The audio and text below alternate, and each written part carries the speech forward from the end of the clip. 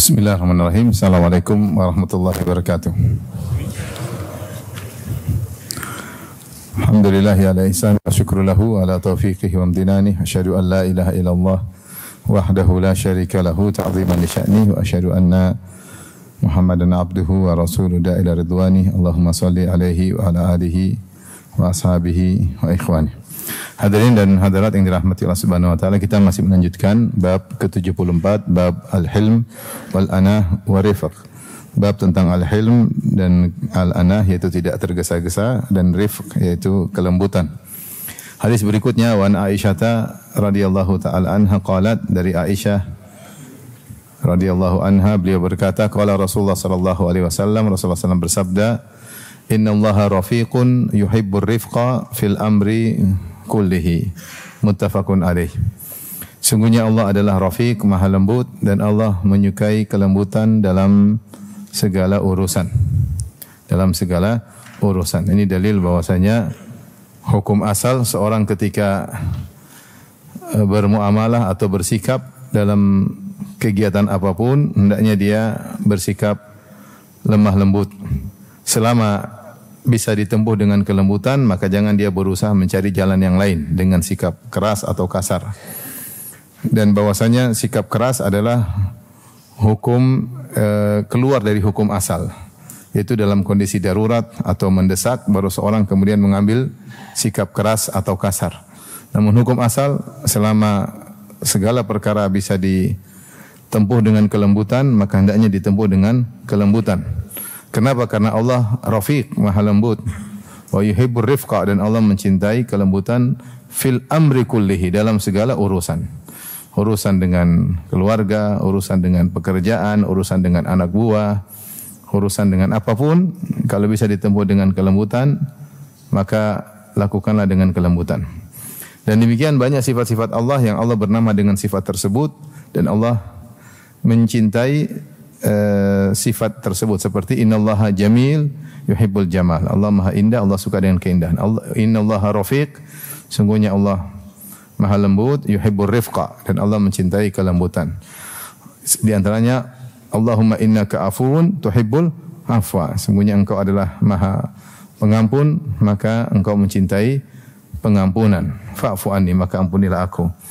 Demikian juga ya, banyak sifat-sifat ya yang Allah bernama dengan sifat tersebut. Allah menyukai kita berakhlak dengan sifat tersebut ya, berakhlak dengan sifat tersebut, yaitu meniru akhlak tersebut seperti tadi rifq dan yang lainnya.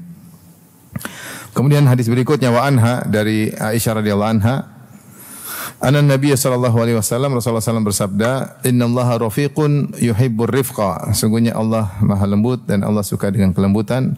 Wa yu'ti 'alal rifqi ma la yu'ti 'alal 'unf, dan Allah memberikan kebaikan pada kelembutan apa yang Allah tidak berikan pada sikap keras. Wa ma la yu'ti 'ala ma siwahu, dan Allah tidak memberikan kepada selain rifq. Jadi di balik kelembutan pasti ada banyak dampak kebaikan. Karena di sini Nabi berkata, wa yu'ti 'alal rifqi ma la yu'ti 'alal unf wa ma la yu'ti 'ala ma siwahu ya. Allah ketika orang bersikap lembut, maka Allah akan berikan sesuatu yang Allah tidak berikan pada sikap-sikap yang lainnya. Di antara sikap kekerasan atau sikap yang lainnya. Ini menunjukkan bahwasanya kelembutan punya dampak positif yang banyak, yang mungkin terkadang tidak kita duga. Ternyata di balik kelembutan tersebut banyak kebaikan. Sebagian orang menyangka, terkadang datang bisikan dalam hatinya untuk bersikap keras. Dia menyangka dengan sikap keras tersebut akan mendatangkan kebaikan. Ternyata tidak demikian ya. Bukan berarti kita melarang sikap keras atau tegas. Namun kita katakan sikap itu keluar dari hukum asal. Ya, Nabi SAW juga terkadang tegas ya. Tapi hukum asal Rasulullah SAW selalu bersifat apa? Lembut. Ya, hukum asal. Ya, demikian pula dalam bermuamalah. Kita hukum asalnya dengan kelembutan terhadap istri, terhadap anak, terhadap pembantu, terhadap anak buah, ya, terhadap orang-orang yang mungkin bisa kita kasari, namun kita pilih untuk bersikap lembut. Yakinlah bahwasanya di balik itu ada keberkahan. Allah akan berikan banyak kebaikan yang Allah tidak berikan kalau kita bersikap dengan sikap yang lain. Sebagaimana tadi janji Nabi sallallahu alaihi wasallam. Demikian juga hadis berikutnya, hadis ke Aisyah juga, dari Aisyah radhiyallahu anha. Wa anha anna Nabi sallallahu alaihi wasallam qaal, Rasulullah SAW bersabda, "Inna rifqa la yakunu fi syai'in illa zanah." Sungguhnya kelembutan tidaklah menempel pada sesuatu kecuali akan menghiasinya.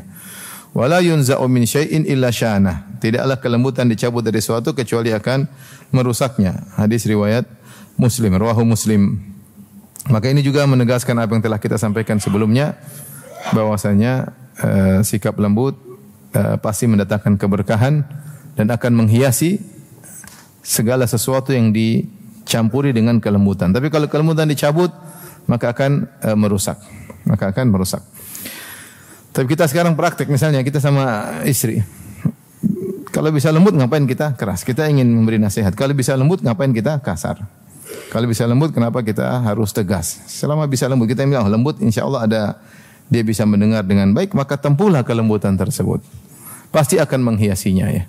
Tentu istri ketika mendapat nasihat dengan kelembutan lebih terkesan pada dirinya daripada kalau dengan sikap keras ya. Meskipun boleh seorang keras, boleh ya. Sebelum kita ketahui boleh kalau istri sudah nasihati tidak mau mendengar, diboikot tidak mau mendengar, maka boleh dipukul ya. Lakin akan tapi darban ghair mubarrih, pukulan yang tidak memberi bekas. Ya, akan tapi Rasulullah SAW mengatakan khiyarukum la yadrib. Para suami yang baik di antara kalian tidak memukul, meskipun boleh. Tetapi yang terbaik adalah tidak memukul. Kalau istri bisa diperbaiki tanpa pukulan, itu yang terbaik. Dan dampaknya akan baik. Tapi kalau tidak bisa, ya memang mau apa lagi? Bisa boleh dengan memukul. Tapi maksud saya selama bisa diperbaiki tanpa harus dengan kekerasan, maka itu yang menjadi pilihan. Demikian terhadap anak-anak. Terkadang setan membayangkan pada kita, kalau kita kasar, kita keras, kita pukul, kita cubit, kita gampar, anak ini akan menjadi baik lebih cepat. Perasaannya seperti itu, tapi ternyata menjadi sangar ya.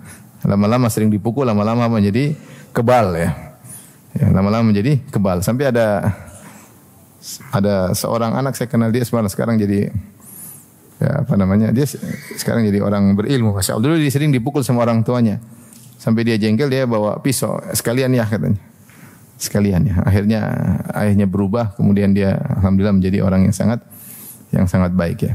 Mau saya kalau kita sering keras, sering kasar, anak-anak akhirnya apa yang kita lakukan dia tidak anggap lagi. Karena hal sudah biasa, ini dampaknya buruk di kemudian hari, dampaknya buruk dan anak-anak akan teringat terus bapak saya jahat, ibu saya jahat. Dan itu berdampak di kemudian hari. Oleh karenanya sebisa mungkin bisa ditempuh dengan cara lembut, lakukan.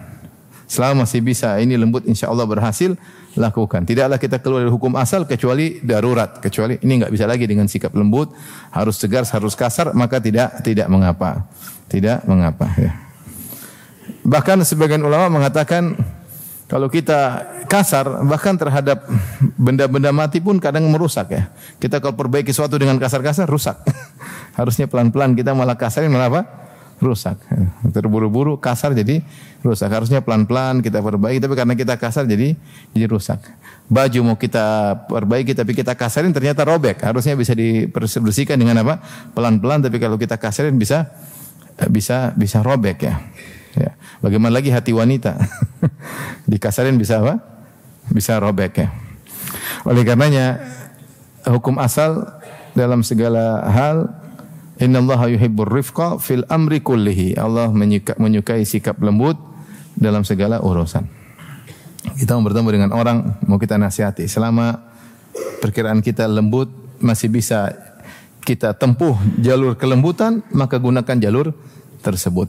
Dalam segala hal, kita mau marah sama misalnya supir atau pembantu, kita pikir dulu, saya kalau lembut bisa enggak berhasil? Bisa enggak saya datangi dia kemudian saya ajak ngobrol baik-baik? Kalau bisa, lakukan. Jangan berpindah kepada sikap kasar, karena di balik kelembutan pasti ada keberkahan sebagaimana yang telah dijanjikan oleh Nabi sallallahu alaihi wasallam. Demikian juga orang yang mendengar, dia hatinya lebih tenang, lebih tentram ya. Dan dampak setelah itu ya lebih baik ya. Berbeda dengan kasar tegas, mungkin selesai di depan kita saat itu tapi belum tentu dampaknya baik. Baik. Maka kata Syekh Utsaimin rahimahullah taala di sini beliau berkata ya, Fa fihi al-hathu ala an yakuna al-insanu rafiqan fi jami'i syu'unihi. Hadis ini menunjukkan motivasi agar seorang lembut dalam segala urusannya. Rafiqan fi muamalati ahlihi. Hendaknya dia lembut ketika bermuamalah dengan istrinya.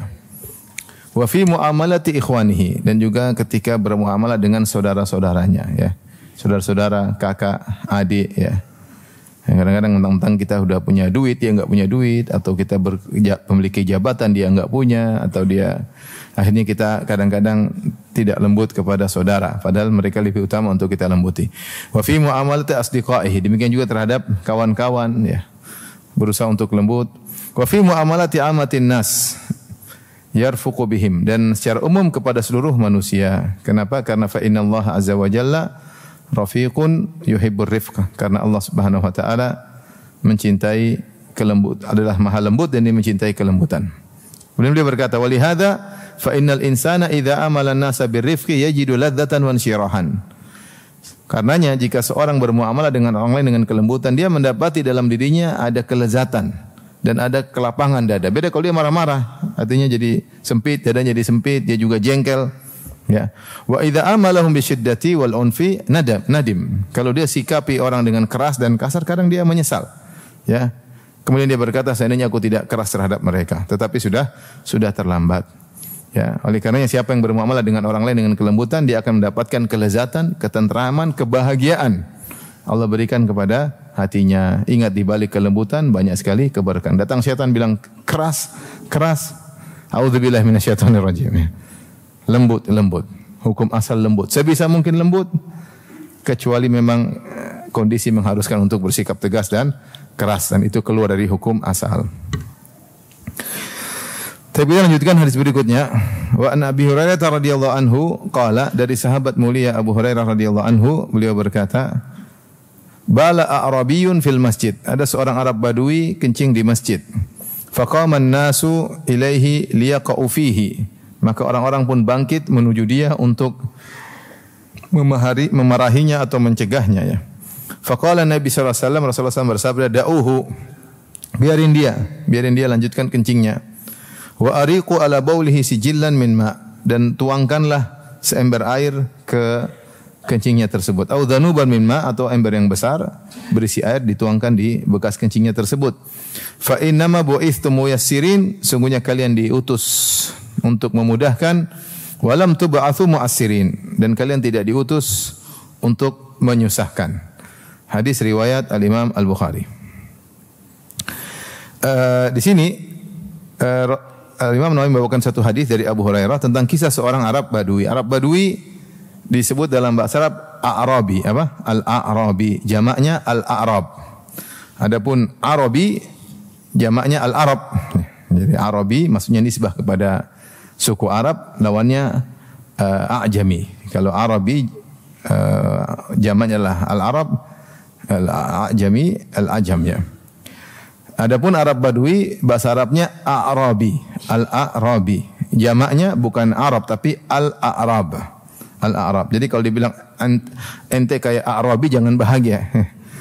Kalau ente kayak orang Arabi, ya itu kayak orang Arab, mungkin keren. Tapi kalau ente kayak orang Arabi, berarti Arab Badui. Ente kayak orang Arab tapi Arab Badui.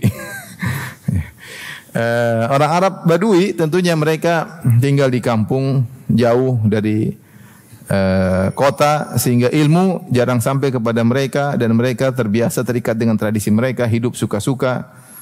Makanya mereka kalau mau kencing di mana aja, mau kencing ya, tidak mikir panjang, ya, karena mereka tinggal di pedalaman, ya, sehingga terbiasa dengan melakukan apa yang bisa mereka lakukan, ya. Makanya Allah mencela orang-orang Arab Badui, kata Allah, al-Arabu asyaddu kufran wa nifaqan wa ajdaru alla ya'lamu hududa ma anzalallahu ala rasulih. Ya, di antara orang Arab Badui ada yang sangat kafir dan sangat munafik dan tidak mengetahui batasan-batasan apa yang Allah turunkan kepada Rasulnya. Itu mereka tidak ngerti tentang banyak hukum syariat karena jauhnya mereka dari ilmu. Arab Badui ini masuk ke masjid, ya. Arab Badui ini masuk ke masjid. Makanya Arab Badui kalau mau kencing di mana saja kencing. Arab Badui kalau panggil Rasulullah tidak panggil Rasul, panggilnya Muhammad. Ya Muhammad. Ya. Kalau para sahabat enggak ada yang berani, pasti manggilnya apa? ya Rasulullah, ya Nabi Allah. Allah saja kalau panggil Rasulullah enggak pernah ya Muhammad. Allah panggil ya Nabi Allah, Rasul. Tapi Arab Badui cuek. Ya Muhammad. Ya. Jadi kalau ada yang panggil-panggil langsung, fulan, Badui berarti. Kiai dipanggil langsung namanya, oh Badui. Biasa, boleh itu Badui boleh.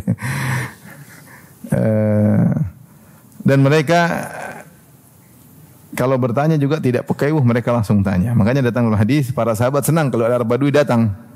Kenapa? Sebentar lagi Arab Badui bakalan tanya. Kalau udah tanya pasti Nabi menjawab dan pasti jawaban Nabi penuh dengan ilmu ya. Bahkan ada Arab Badui dikasih hadiah. Kamu nanya saya kasih hadiah ya.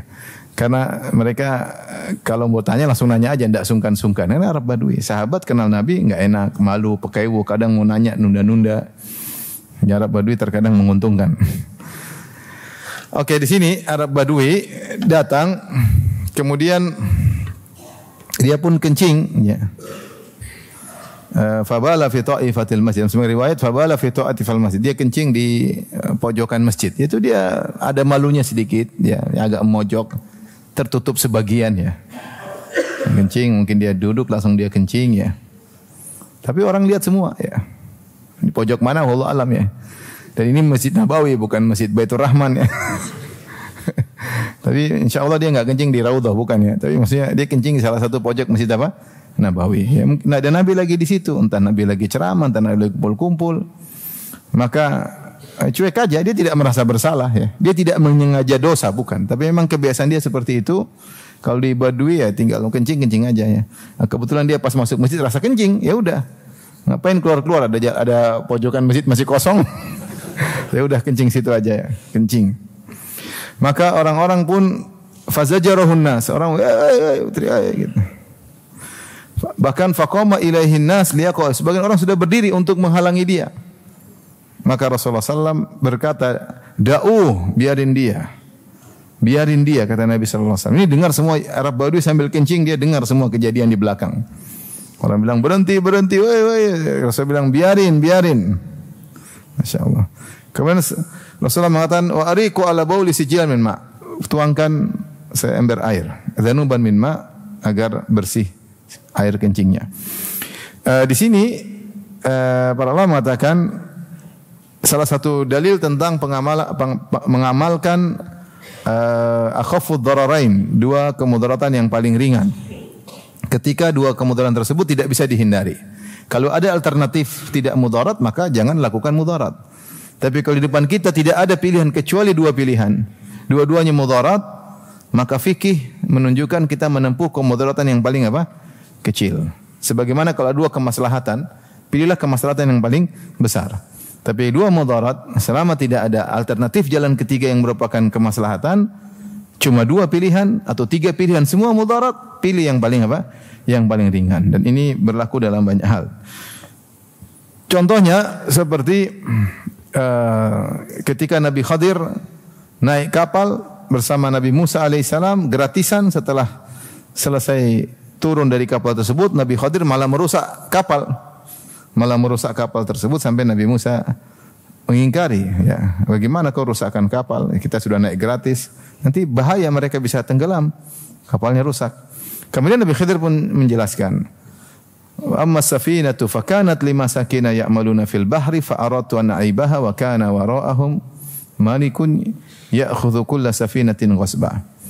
Adapun kapal ini adalah milik orang-orang miskin, para pelayan. Mereka punya kapal tapi mereka miskin. Ya. Fa aradtu an aibaha. Saya ingin merusaknya. Kenapa? Karena di balik mereka ada raja yang suka ngerampas kapal-kapal bagus. Tidak ada pilihan bagiku kecuali saya rusak kapal tersebut. Karena kalau saya tidak rusak kapal tersebut akan dirampas oleh raja yang zalim. Nah, kalau sudah dirusak, tidak akan dirampas oleh raja yang zalim. Maka rusaknya harus jelas, dihancurin, rusak, sehingga raja kalau lihat yang rusak ngapain diambil. Akhirnya kapal mereka akan selamat. Di sini Nabi Khadir menjelaskan kita harus menempuh kemudaratan yang lebih ringan dalam rangka menolak kemudaratan yang lebih lebih besar. Ya. Seperti ini Arab Badui ini. Seandainya dia belum kencing, bilang mau kencing, tinggal diusir atau disuruh tempat jauh. Tapi dia terlanjur kerannya kebuka. Sudah terlanjur keran kebuka, gimana? Enggak bisa dihindari lagi. Maka dua kemungkinan, kita cegah ketika itu atau kita biarin. Kalau kita biarin, maka kencingnya akan terfokus pada satu titik, pada satu pojok masjid. Tapi kalau kita cegah, bisa jadi dia balik, auratnya semakin terbuka, bisa jadi berhamburan ke sana kemari semakin sulit. Atau kalau dipaksa terannya tutup, bahaya. Krek langsung bahaya, bisa mudarat bagi dirinya.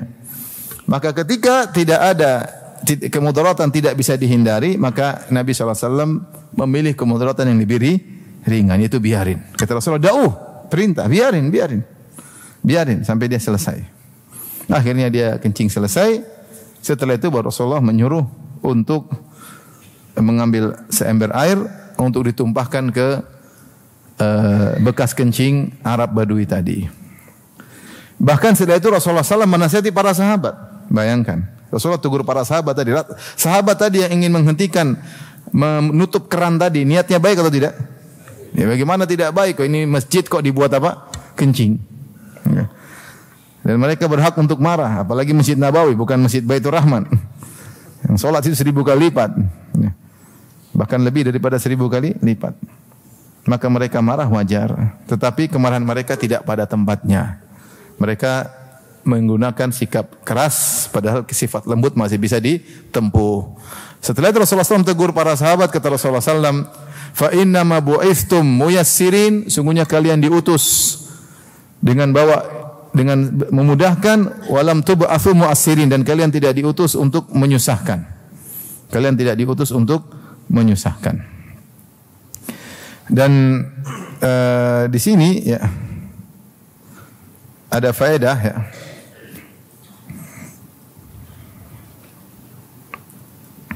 Di mana Rasulullah sallallahu alaihi wasallam ya mensifati para sahabat dengan fa innama bu'istum, sungguhnya kalian diutus. Yang diutus oleh Allah para sahabat atau Nabi sallallahu alaihi wasallam? Nabi, bukan para sahabat. Yang diutus siapa? Nabi. Tetapi Rasulullah menisbahkan pengutusan tersebut kepada para sahabat. Yaitu Rasulullah mengatakan kalian juga dai. Benar, yang diutus adalah aku, tapi kalian juga adalah dai. Makanya kata Nabi, fa innama bu'istum. Ya. Ini isyarat bahwasanya umat Muhammad sallallahu alaihi wasallam hendaknya menempatkan dirinya pada posisi teladan. Ya, sikap kepada orang lain harusnya dengan baik. Maka Rasulullah mengatakan innama bu'istum muyassirin. Dan ini faedah dari Syekh Utsaimin rahimahullahu taala, ya. Beliau menjelaskan hal tersebut, ya. Beliau berkata, wa an yakunal insan ka'annahu al-mab'uts. Ya, wa ka'annahu ar-rasul fi tablighi syara'. Hendaknya seorang manusia dari umat Muhammad harus merasa seakan-akan dia adalah utusan. Seakan-akan dia sedang menyampaikan risalah. Ya, makanya Rasulullah SAW mengatakan liyuballighi syahidu minkumul ghaiba. Hendaknya yang hadir menyampaikan kepada yang gaib. Ketika Rasulullah menyampaikan nasihat, sebagian sahabat hadir, kata Rasulullah yang hadir hendaknya menyampaikan kepada yang tidak hadir. Yaitu seakan-akan Rasulullah menyuruh mereka menyampaikan dakwah Nabi sallallahu alaihi wasallam. Ballighu anni walau ayat, sampaikan dariku meskipun satu ayat.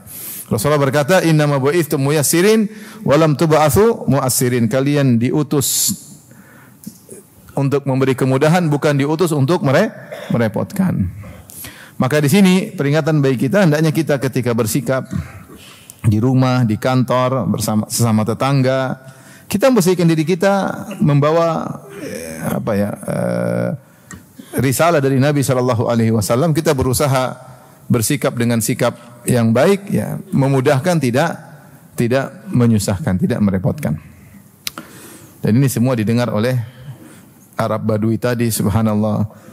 Ini Rasulullah sallam bukannya bela sahabat, malah bela Arab Badui. Dan semua didengar, perkataan Nabi didengar oleh Arab Badui tersebut. Akhirnya Arab Badui itu dalam riwayat dia pun berdoa. Ya, Rasulullah setelah itu mengajarkan kepada dia, kata Rasulullah sallallahu alaihi wasallam, inna mahadhil masajid, sungguhnya masjid-masjid, ya, tidak pantas untuk la yasluh fiha syai'un minal adza wal qadar, tidak pantas untuk kotoran, ya, najis, tidak pantas. Wa inna ma hiya lis-salati wa qiraatil Qur'an wa takbir. Sungguhnya masjid itu adalah untuk salat, untuk baca Quran, dan untuk berzikir kepada Allah Subhanahu wa taala. Kemudian Arab Badui ini kagum dengan sikap Nabi sallallahu alaihi wasallam, akhirnya dia berdoa kepada Allah, Allahumma arhamni Muhammadan wa la tarham ma'ana ghairana. Kata dia, ya Allah, rahmatilah aku dan Muhammad saja, yang lain enggak usah. Dia bilang, ya Allah, rahmatilah aku dan Muhammad saja, yang lain tidak usah ya. Yang lain semua kacau. Muhammad aja yang baik. Semua orang mencegah saya kencing, yang suruh saya kencing terus cuma siapa? Muhammad sallallahu alaihi wasallam ya. Lihat dia ngomong doa, dalam doanya saja dia disebut nama Muhammad biasa aja. Allahumma arhamni wa Muhammadan. Ya Allah, rahmatilah aku dan Muhammad. Bahkan dia mendahulukan dirinya. Ya Allah, rahmati aku dan Muhammad. Wala tarham ma'ana ghairana, dan jangan rahmati selain kami. Rasulullah menegur, waqad hajarta wasi'an, tahajjarta wasi'an. Kau telah membatasi luasnya rahmat Allah Subhanahu wa taala. Tetapi lihat bagaimana Arab Badui ini terpesona dengan akhlak Nabi sallallahu alaihi wasallam. Di antara faedah yang bisa kita ambil dari hadis ini, para ulama mengatakan dosa adalah ibarat najis dan amal soleh ibarat dari air yang bersih ya. Oleh karena jika kita memiliki dosa-dosa sementara kita punya amal soleh yang banyak, maka dosa-dosa tersebut akan tergerus dan akan hilang. Lihat Arab Badui ini, dia kencing, maka Rasulullah suruh ambil apa? Air seember. Airnya harus banyak. Kencingnya mungkin tidak seember, enggak ada kencing seember, kan sedikit ya. Kemudian air seember, apalagi ada yang mengatakan zanuban min ma, zanub itu ember besar. Dituangkanlah ember besar air yang banyak, maka kencing tersebut akhirnya hilang ya. Oleh karenanya Allah berfirman, innal hasanati yudhibna sayyi'at, dzalika dzikra lidz-dzakirin. Sungguhnya amalan-amalan baik itu akan menggugurkan atau menghilangkan dosa-dosa. Dan inilah peringatan bagi orang-orang yang berzikir. Maka seorang kalau banyak melakukan amal soleh, kemudian dia punya dosa-dosa yang sedikit, maka dosa tersebut akan lebur dalam lautan kebaikannya. Makanya Rasulullah SAW bersabda, idza balagal ma'u qullataini lam yahmil khabath. Kalau air sudah mencapai 2 kullah, sekitar 200 liter, kemudian ada najis-najis yang masuk terkena air tersebut, maka tidak dianggap karena terdominasi dengan air yang banyak tersebut.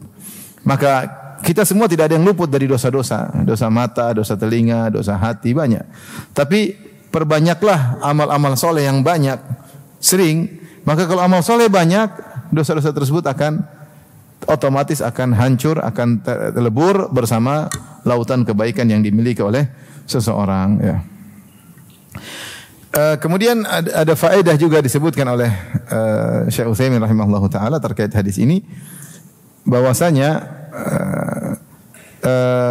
ketika Rasulullah SAW melihat najis tersebut, dan kita tahu Masjid Nabawi dulu dari tanah ya, sehingga ketika kencing dia akan meresap ke bawah. Dan kalau untuk menghilangkannya dengan mengguyurkan air yang banyak sehingga semakin meresap ke bawah. Tentunya itu tidak berlaku kalau di karpet atau di masjid seperti kita yang bertegel atau berubin ya, tentunya tidak berlaku ya.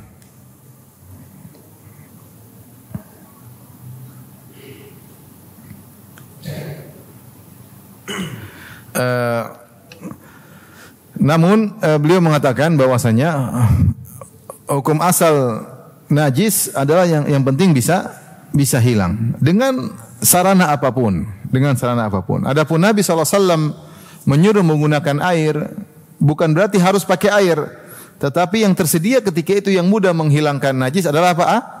Air. Karena menghilangkan najis adalah yang penting najisnya hilang. Mau dengan air, mau dengan apapun, yang penting kotoran tersebut bisa hilang. Dan ini pendapat, kalau tidak salah mazhab Hanafi, dan ini pendapat kuat ya, bahwasanya tidak harus menggunakan air. Yang penting najisnya hilang, maka selesai. Misalnya ada seorang kasurnya misalnya dikencingi oleh anaknya, kemudian dijemur, kemudian terkena pasir, kemudian terkena matahari menguap kencing tersebut, lama-lama sudah enggak ada bekasnya. Sah, berarti kasur itu sudah bisa dipakai atau tidak? Bisa. Najisnya sudah hilang. Yang penting kan najisnya apa? Hilang. Nah, zaman sekarang banyak sekali bahan-bahan kimia yang bukan air, tapi cairan, tapi bukan apa? Air. Cairan, apapun cairannya, kalau bisa menghilangkan najis, maka najis tersebut hilang. Ya. Makanya kalau mensyaratkan harus pakai air, maka banyak hal yang merepotkan ya. Ya seperti sebagian berpendapat kalau tidak pakai air maka tidak sah menghilangkan najisnya. Contoh seperti mencuci pakaian dengan menggunakan uap. Ya ini tidak sah karena tidak ada air di situ. Atau pakai gas atau apa, tidak pakai air maka tidak sah. Seperti kalau mencuci air pakai air sabun. Air sabun itu bukan air mutlak lagi, tapi air bersabun. Kalau cuci pakaian dengan air seperti ini tidak sah karena menghilangkan najis harus pakai air. Air tersebut maksudnya air mutlak, yaitu yang masih disifati dengan air. Adapun kalau menghilangkan najis pakai teh misalnya, pakai kopi misalnya, maka tidak boleh karena sudah bukan lagi menjadi apa? Air. Intinya repot. Sampai ada pembahasan misalnya bagaimana mencuci pakai mesin cuci. Mesin cuci rata-rata berapa liter? 8, 12 ya. 12 liter itu belum 2 kullah. 2 kullah berapa? 200 liter, 2 kullah. Nah, mesin cuci ini kalau kita masukkan celana, di situ ada najis 1 tetes aja, kita masukkan ke 8 liter ini, air tersebut menjadi apa? Najis. Sehingga tidak bisa lagi digunakan untuk mencuci. Agak repot ini.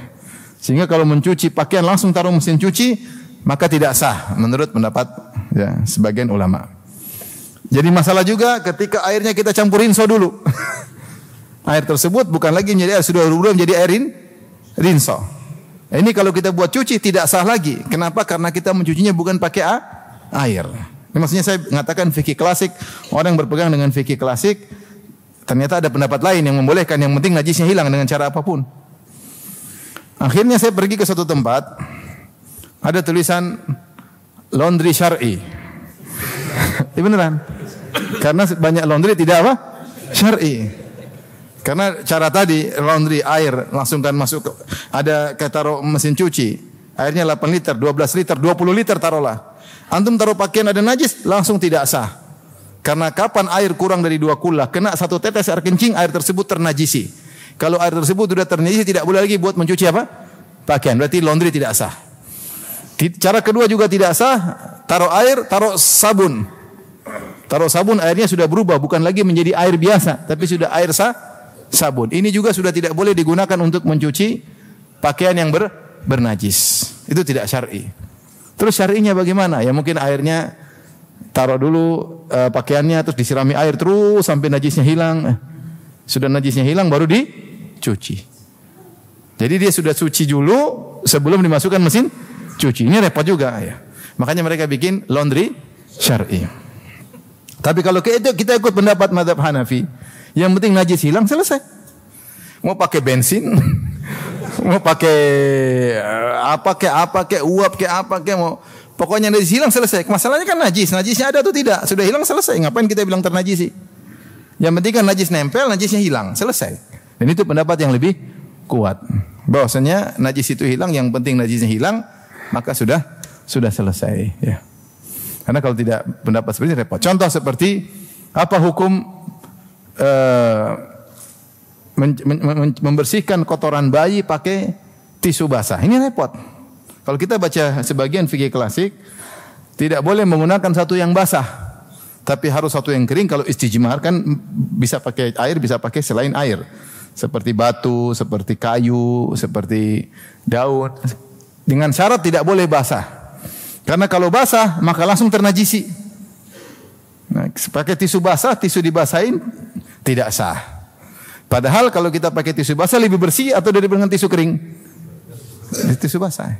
Sisa lebih bersih. Maksudnya oleh karenanya tidak mesti kita harus terikat pada satu mazhab. Terkadang dalam satu permasalahan mazhab lain lebih apa? Lebih logis, lebih benar, lebih kuat dan lebih mudah untuk dipraktekkan. Adapun Nabi SAW di zaman Nabi selalu pakai air karena itu yang tersedia. Dan itu yang mudah menghilangkan apa? Najis ya. Tetapi tidak harus pakai air.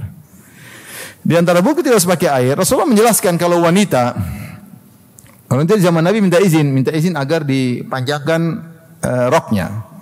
Mereka minta izin ya. Ketika Rasulullah mengatakan yurkhina shibran, hendaknya mereka para wanita memanjangkan rok mereka 1 jengkal di bawah mata kaki. Kata Ummu Salamah, "Idzan tankashifa aqdamuhunna." Kalau begitu nanti tersingkap. Kalau cuma rok 1 satu jengkal di bawah mata kaki, di sana angin banyak, mudah tersingkap. Kata Rasulullah SAW, yurkhina dhira'an, wala zidna ala dhalik. Kalau gitu boleh dia panjangkan sampai 1 hasta. 1 hasta segini, berapa meter nih? 0,7 meter, sekitar 70 cm. 60 sampai 70 cm, namanya dhira'. Jadi mereka dahulu, para sahabiat, roknya panjang-panjang. Sampai di bawah mata kaki, sekitar berapa? 1 hasta. Antara mata kaki sampai kaki berapa senti? Mata kaki sampai telapak kaki berapa senti? 10 cm ketinggian ya. 5 cm ya. 5 cm berarti mereka masih ada 60 cm. 60 cm di bawah kaki. Ini rokoknya perempuan dahulu karena mereka tidak ingin kaki mereka terlihat. Mereka tidak ingin kaki mereka terlihat. Makanya Imam Salam mengatakan, Rasulullah kalau cuma sejengkal, idzan tankashifa aqdamahunna. Kalau cuma sejengkal akan tersingkap. Kami tidak mau. Kata Rasulullah, silakan panjang tapi tidak boleh lebih daripada 1 hasta. Nah, ketika mereka jalan dengan adanya satu hasta tadi di bawah mata kaki, maka potensi terkena najis, iya enggak? Kata Rasulullah, tapi sudah dibersihkan dengan tanah setelahnya. Kita najis kena tanah, kena najis kena tanah, kena najis kena tanah, maka tanah juga bisa membersihkan apa? Najis. Maksud saya tidak harus pakai air. Maka pendapat yang benar Allah alam bisawab, pendapat Hanafiyah bahwasanya bisa bersih, yang penting najisnya hilang dengan cara apapun, mau bahan kimia, mau dijemur, mau diapain. Yang penting kalau najisnya hilang maka kembali lagi bersih. Adapun Rasulullah sallallahu alaihi wasallam menyuruh menggunakan air karena itulah yang tersedia di zaman tersebut dan mudah untuk digunakan dan lebih cepat.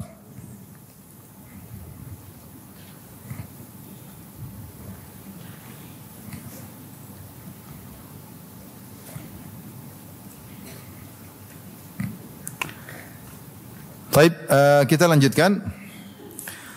Wa an Anas radhiyallahu anhu an Nabi sallallahu alaihi wasallam qala, dari Anas radhiyallahu anhu dari Nabi sallallahu alaihi wasallam beliau berkata, yassiru wa la tu'assiru, basyiru wa la tunaffiru, muttafaqun alaih.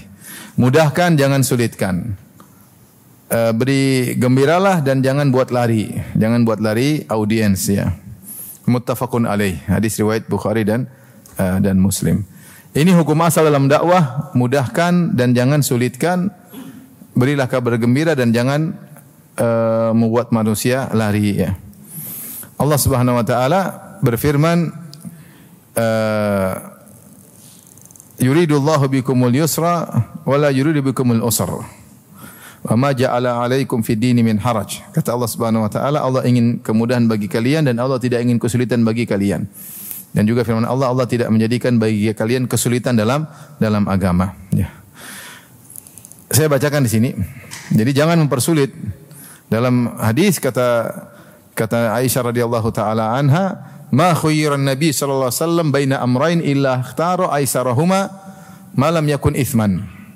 Tidaklah Nabi diberi pilihan dengan 2 pilihan kecuali Nabi pilih yang paling ringan selama tidak dosa. Jadi tidaklah agama bermaksud untuk mencari kesulitan. Dalam Islam dalam agama namanya 2 masyaqqah dan masyaqqah. Kesulitan. Kesulitan yang pertama adalah kesulitan yang melazimi ibadah. Itu pasti ada. Karena ibadah makanya dikatakan taklif, pembebanan. Karena orang disuruh melakukan kegiatan untuk beribadah kepada Allah Subhanahu wa taala. Dalam kegiatan tersebut terkadang ada kesulitan. Seperti puasa, ada kesulitan, menahan lapar, menahan dahaga, menahan makanan, menahan syahwat, ada kesulitan.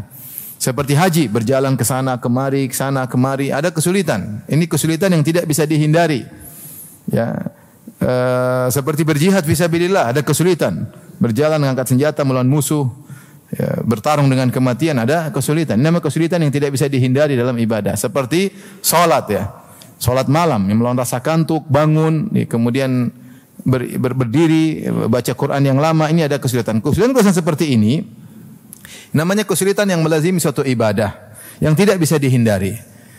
Dan ini tidak dimaksudkan untuk sulit, enggak, tapi tidak bisa dihindari. Nah, kalau orang ternyata mengalami kesulitan ini, maka dia dapat pahala. Rasulullah SAW bersabda, ajurki ala qadri nasabik. Pahalamu sesuai dengan ukuran keletihanmu. Ya, kalau kau tidak bisa ternyata letih, sulit, tapi harus dijalani karena ini konsekuensi ibadah, maka pahalamu sesuai dengan keletihanmu. Adapun masyaqqah jenis kedua, kesulitan yang kedua, kesulitan yang tidak dituntut oleh syariat.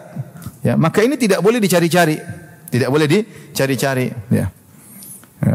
Kalau tidak harus mendapat kesulitan tersebut, maka jangan tempuh kesulitan tersebut. Saya bacakan sini perkataan Syekh Utsaimin. Famathalan idza kana laka tariqani ilal masjid. Misalnya ada dua jalan menuju masjid. Ahaduhuma sa'bun fihi hasan aw ahjar wa asywaq wa tsani sahlun. Jalan pertama menuju masjid, situ ada batu-batu, ada kerikil-kerikil, ada duri-duri. Sementara jalan kedua mudah. Fal afdal an taslukal ashal. Maka yang lebih baik di sisi Allah adalah engkau menempuh jalan yang kedua, yang mudah. Jangan sengaja situlah lewat duri-duri, siapa tahu luka dapat pahala. Enggak. Ini kesulitan yang tidak dimaksud dalam syariat. Kalau yang pertama kau tetap sulit, harus jalan tapi tidak dapat pahala. Yang kedua, wa idza kana hunaka ma'ani wa anta fi syita wa kana ahaduhuma barid wa yu'limuka wa tsani sakhin tartahu lahu fal afdal an tastamil as-sakhin. Kalau misalnya di musim dingin, di depan kau ada dua sumber air, yang satu dingin, yang satu hangat. Kalau kau pakai yang dingin, kau akan kesulitan. Yang hangat kau merasa nyaman, pilih yang mana? Yang hangat. Ngapain cari yang dingin? Kecuali tidak ada air lagi kecuali yang dingin, maka tempuhlah kesulitan tersebut.